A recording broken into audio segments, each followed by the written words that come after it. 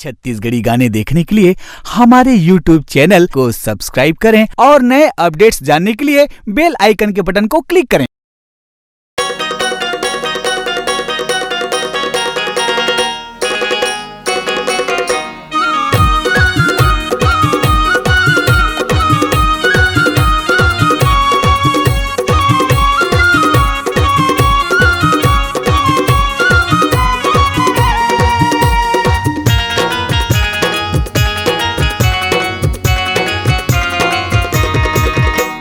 फुलवा के बांधे है रिग बिग फुलेरा तीजा पोरा के तिहार माँ।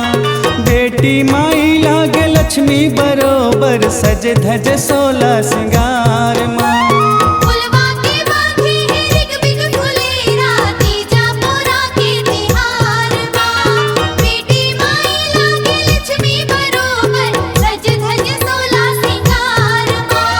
घर घर पूजा गौरी गौरा के, घर घर पूजा गौरी गौरा के पावन लागे रे मोर छत्तीसगढ़ के,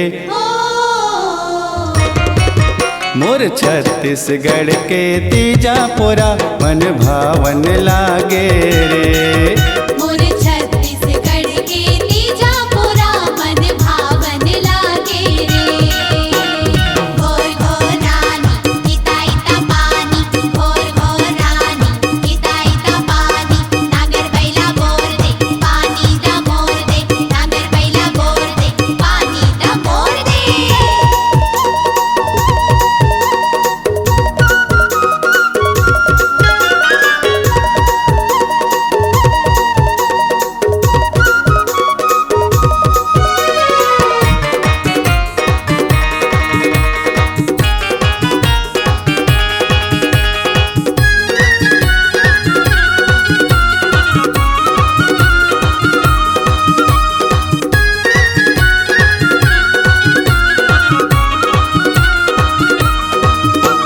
नान्हे नान्हे लइका हम माटी के बैला में बड़ा सुहारी लला दे हे, तिजहारिन मन तीजा उपास बर करू करे लाला राधे हे।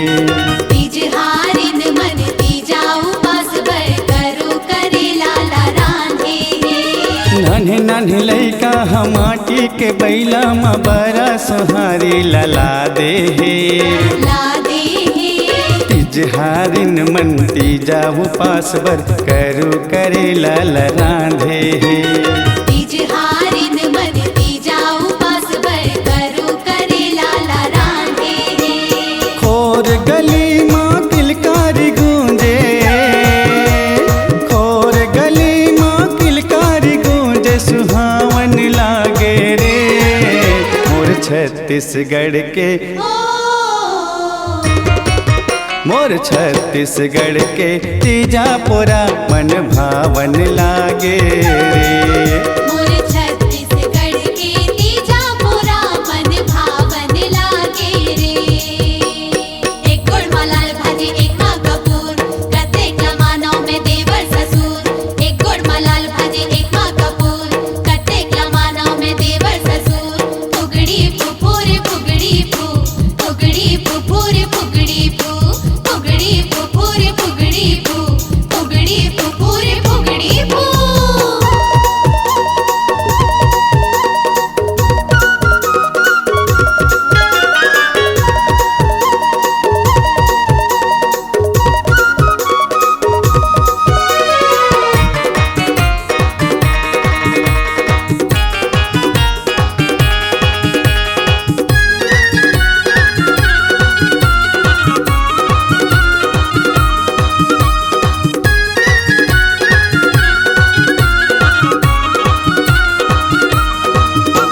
सखी सहेली ला न्योता भेजावा थे रुचि मुचि जेवन जेवाए बर, गौरी मैया ला मिलके मनाए सेंदूर ला अमर बनाए बर।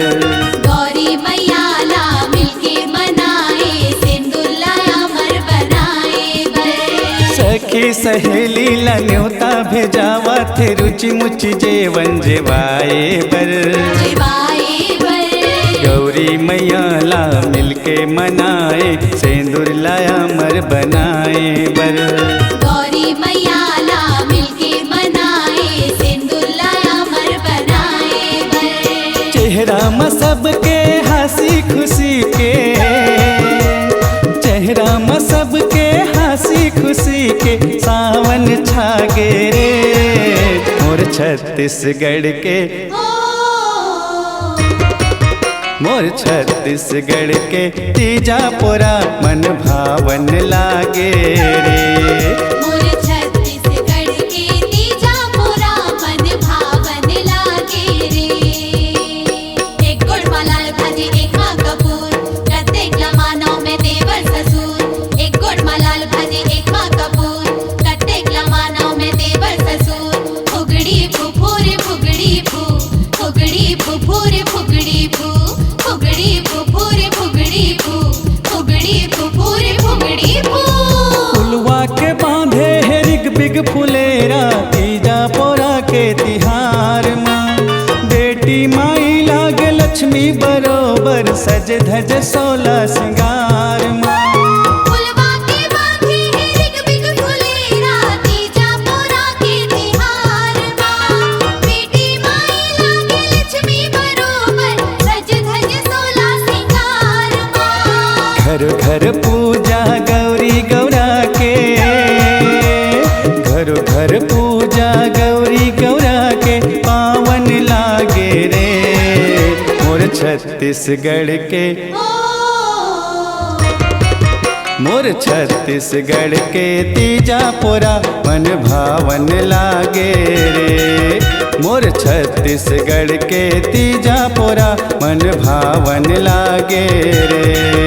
मोर छत्तीसगढ़ के तीजापुरा मन भावन लागे रे। मोर छत्तीसगढ़ के तीजापुरा मन भावन लागे रे। मोर छत्तीसगढ़ के तीजापुरा मन भावन लागे रे। मोर छत्तीसगढ़ के तीजापुरा मन भावन लागे रे। आप सुन रहे हैं गोविंद सोनवानी को। प्रोग्राम हेतु संपर्क करें, फोन नंबर है 9827924660, खमतराई रायपुर। आपकी आवाज ही आपकी पहचान है। यदि आप अपनी आवाज को एक नया आयाम देना चाहते हैं तो चले आइए मल्टी ट्रैक डिजिटल रिकॉर्डिंग के लिए AVM audio video studio, Khamtarai Raipur. Mobile number 9301523929 और 7869646201। यदि आप नए एवं पुराने गीत सुनना चाहते हैं तो avmgana.com में जाकर गाना फ्री डाउनलोड करें और YouTube चैनल में AVM गाना को सब्सक्राइब करें।